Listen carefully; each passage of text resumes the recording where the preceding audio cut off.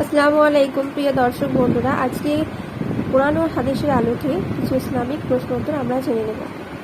5 ওয়াক্ত নামাজের তসবিহ। ফজর নামাজে তসবিহ ওয়াল হাইয়ু কাইয়ুম, তিনি চিরজীবিত ও চিরস্থায়ী।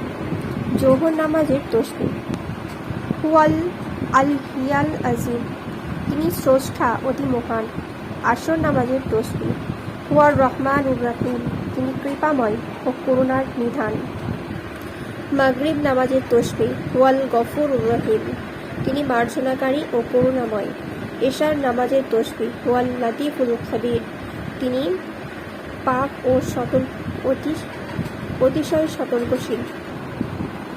সাপ্তাহিক ঈদের দিন বলা হয় কোন দিনটিকে? জুম্মার দিনকে।